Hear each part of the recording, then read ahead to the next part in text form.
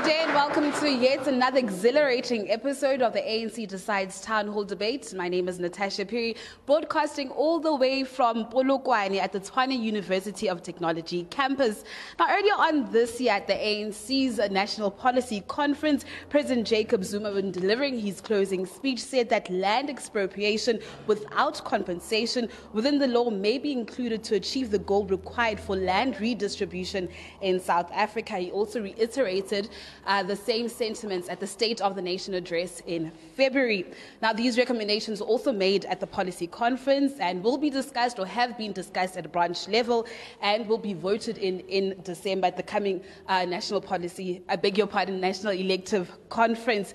Now, the issue of land is one that's very intense, very controversial, and more especially because land reform was not properly carried out throughout the country. And hence, this brings us to our topic for today: is land expropriation without compensation feasible? Now, thank you so much to my lovely audience, and let's just actually introduce our panelists, our very vibrant panelists. Start off with Tembani Sisinyani, who's a SESCO NEC member. Thank you so much for joining us. Followed by Khotatso Shai, who's a political analyst. That's Dr. Khotatso Shai. Then followed by Shes Silona. Silani, I beg your pardon for that. He's the ANC Youth League Secretary in the Limpopo province. Then I'm joined by Machaka Jimmy, who's a former Deputy Secretary in the Limpopo province and a CR17 coordinator. And then I'm joined by Phineas Sivola, who's a COSAS Provincial Secretary here in Limpopo. And last but not least, Kwena Sianaho, who's the provincial spokesperson of the YCL Ufasimba in Limpopo. Gentlemen, thank you so much for joining us on ANN7. Let me just go back to a topic. Is land expropriation without compensation feasible? Thank you very much. I think the motion at the hand, really, it can best be understood when, located within the regional and actually the international context. I'm trying to say that one needs to understand what other countries in the region, in other parts of the world, have done to handle such a very sensitive and emotive issue, such as a land issue.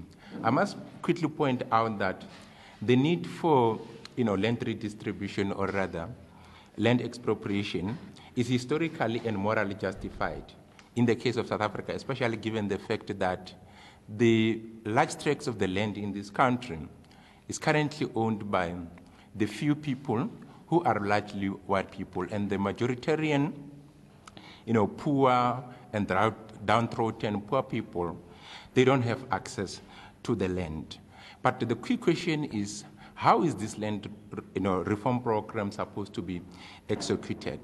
My argument will be that at this point in time, land reform or land expropriation without compensation, it is not feasible for two main reasons. One, the legislative framework of South Africa currently does not make a provision for land expropriation without compensation. So if the ANC or any stakeholder within the South African political landscape is really serious about the whole question of land redistribution, the first thing that needs to be done will be to actually amend South Africa's legislation, which actually, gives preferential treatment to private property rights. And lastly, there is also a question of forces of the neoliberal global agenda. The ANC South African government does not operate in isolation. We have seen how other countries such as Zimbabwe, the moment when they undertook the process of land expropriation without consultation, the backlash that they suffered from the international community. And we do not want to follow that very same path. From the South African Student Congress, we want to put it very clearly here that we do concur with the resolutions of the National Policy Conference of the African National Congress, more particularly on the feasibility of land appropriation without compensation. On this basis, Ours is not to promote that we must just go and grab land or take land forcefully. This has to be legislated, believing that as we're sitting, we have a fundamental constitutional constraint that we can't just go and grab land, but believing that parties generally can be able to sit and agree on this common goal, because for us, we believe that it's a very noble goal, that we have to ensure that those who have historically dispossessed of their land share the land which truly belongs to them from the outset. I think from the YCL, the position here is that, yes, it is possible land expropriation without compensation. The only limitation to it is that you will be acting out of the parameters of the Constitution. Now, the only thing that we can do to make it possible is that we should have the majority to change the Constitution in the interest of the people. What the Constitution provides now is that we can expropriate the land with compensation justified by the Constitution, that compensation should be justified and should be in the interest of the people. But look, you can't leave out the fact that the land was forcefully taken from the people. And then there was violence. When these people took the land from us, there was violence. They took it forcefully. Now, our people are hungry today because they don't have land. We are told of food security. And you ask yourself, food security in whose interest? Because our people still cannot afford food. There is no land, they can't afford food. Now, food security for who? So people are getting impatient because they want land, they want it. Land, in fact, is a fundamental right. You can equate it to air and the water that we drink. You can't walk anywhere except on the land. It's a fundamental right that should not be qualified, in fact. So our government should do everything possible to make sure that we get land as soon as possible. The reason why you have these white people undermining black people is because they have everything that they want. Comrades have contextualized the history of South Africa in short. And we'll all agree that sitting here where we are, the struggle for the ANC from time immemorial has always been the struggle for land. Since the strategic defeat of apartheid in 1994, there came a question as to what is it that we can transform the life of ordinary mass of our people. Our people are still landless. And as a result, there is a lot of land which is idle. And what is it that we have asked ourselves as the Youth League as to what is it that we can do to ensure that the land is being returned back to the rightful owners. Therefore, these people must be free, must have land so that they can produce, they can cultivate, they can produce, they can do whatever thing that is possible for them. Therefore, this land expropriation without compensation, it is necessary. Land must be taken, but the challenge which we'll have is this new liberal policy or constitution that make it difficult for us to have land for the land to be distributed to majority of our own people. The only technical issue that, as and when that government is implementing this policy, is that its implementation of taking the land back to its people, one, must be done in such a manner that it does not create a racial tension between the blacks and the whites. Number two, it must be done in a manner that it does not actually attract litigation in terms of the Constitution, particularly Section 24 of the Property Clause. The question that has arose from the topic is the feasibility of land without expropriation. Without compensation. Of course, these people who have stolen the land from us do not owe us we do not owe them anything. Therefore, there is no need to pay them back. Otherwise, it's them who owe us that. When black people in Marikana wanted what's rightfully theirs, when they wanted a good share from their land, they were killed. So we would not owe anyone anything. The land must be redistributed without compensation. Well, we've heard those mind-blowing inputs and comments that were made by our panelists. And let's take this conversation to the audience. Let me just start off with you. May you kindly introduce your name, your surname, please, and your comment or your question. Okay, my name is Taban Kleza, and from Ward 23, Mathamuzonyel branch under Peter Mukaba.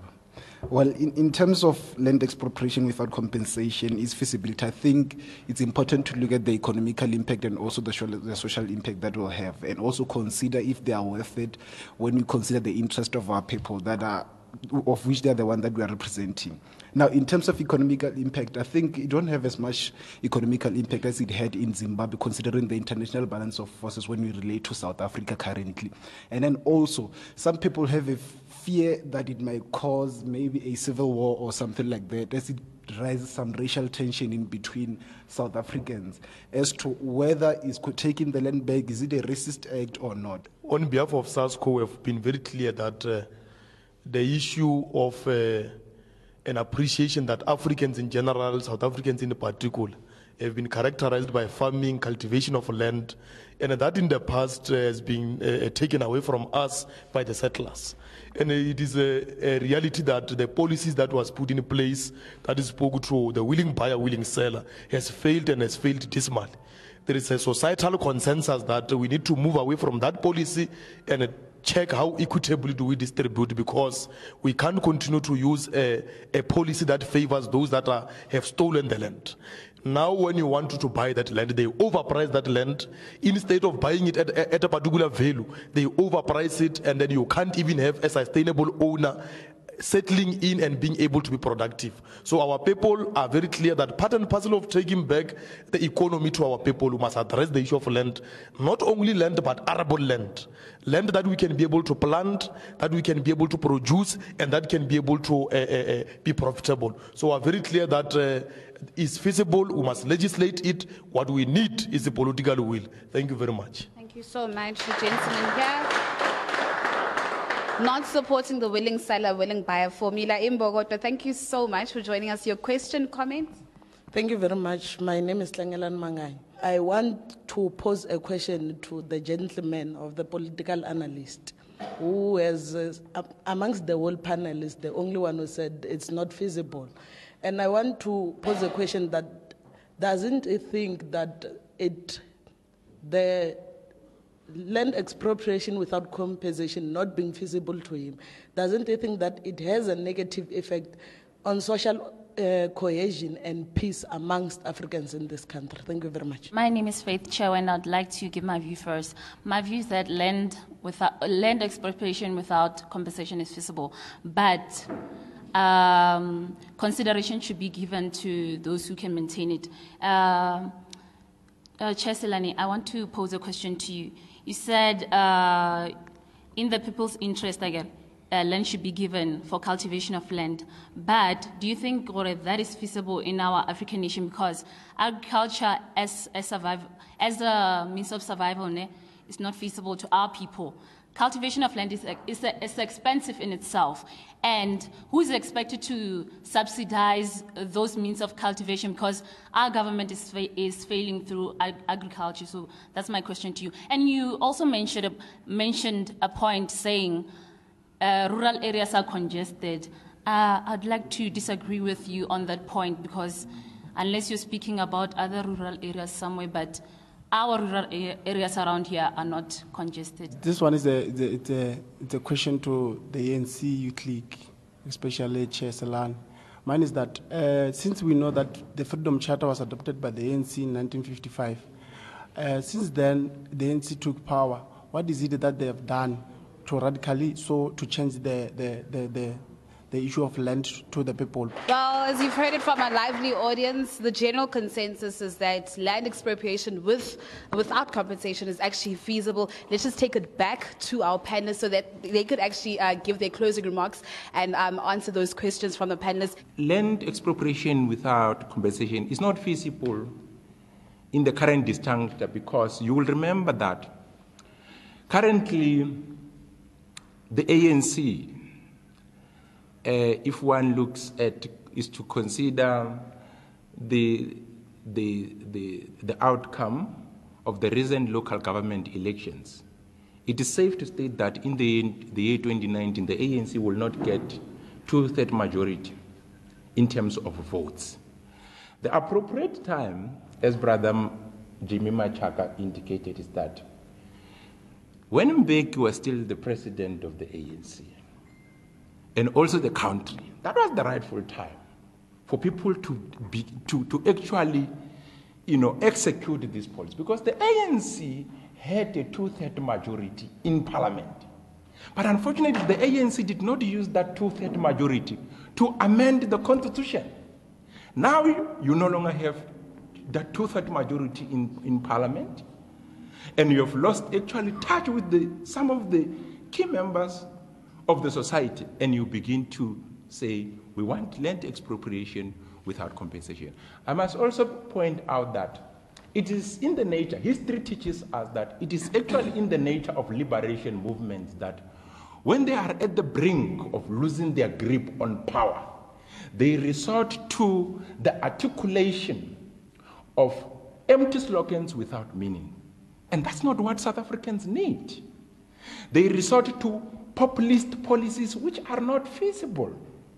So I'm trying to say that the time was right, the ANC did not use it. It is late now. I think it doesn't matter whether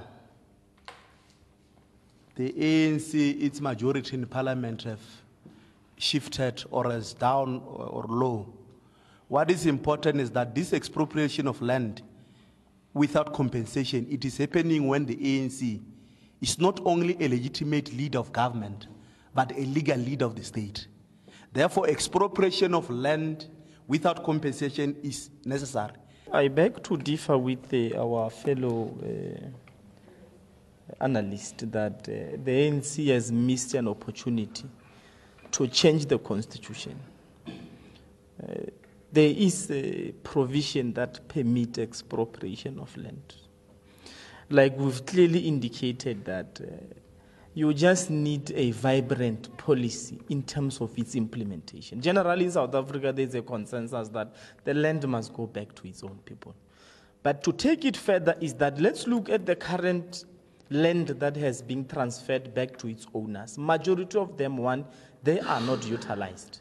The reason is that they are not utilized because in South Africa we have not inculcated an idea of the importance of agricultural sector within ourselves. That is why even if this land comes back, it ends up being either not utilized at all or being underutilized. I tend to agree with the leadership of SASCO that all systems are actually in place. You need a political will of leadership of the ANC, which makes some of us to even start to be scared, or maybe some of them are actually having stake in these farms. That is why they are not able to practically implement the expropriation of land without compensation. I must say the debate is becoming more interesting.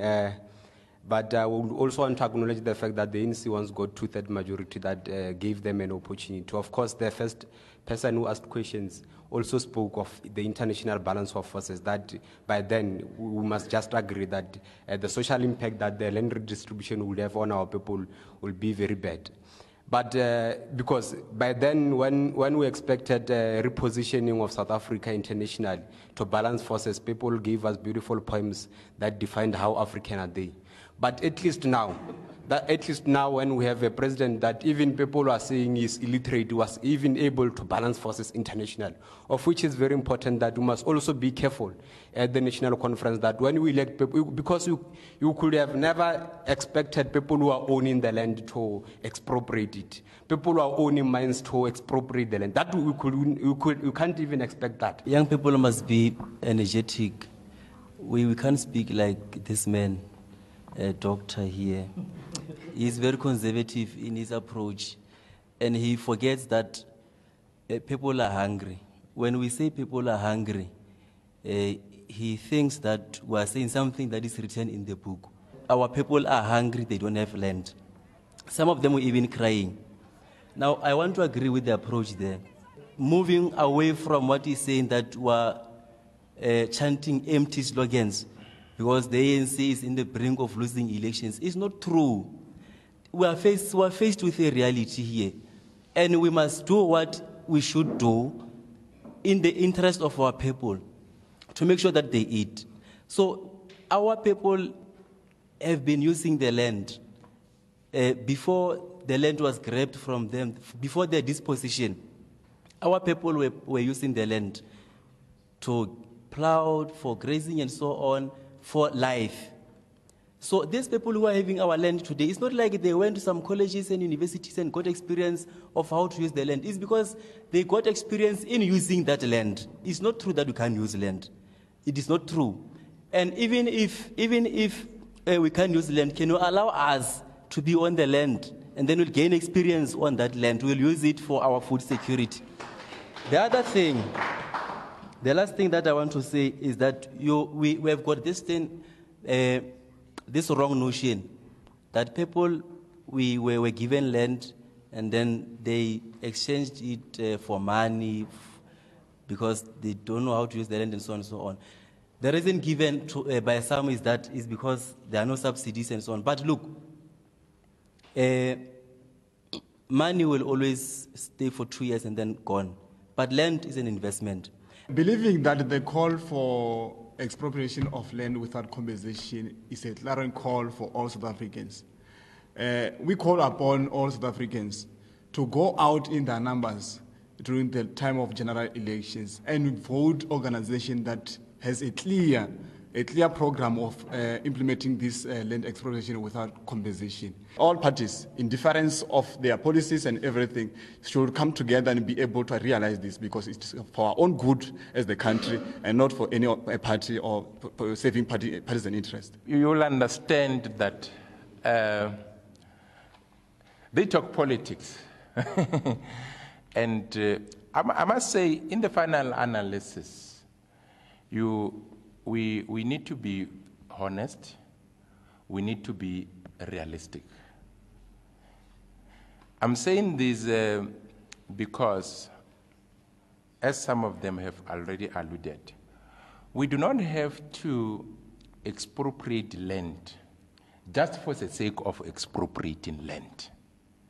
Because even in instances where land was expropriated with compensation, I'm talking about in Limpopo province. If you travel around Mopani, for instance, around in Maruleng, we used to have large tracts of citrus farms, which we bought by the ANC government and later handed over to the community under the custodianship of the traditional leadership.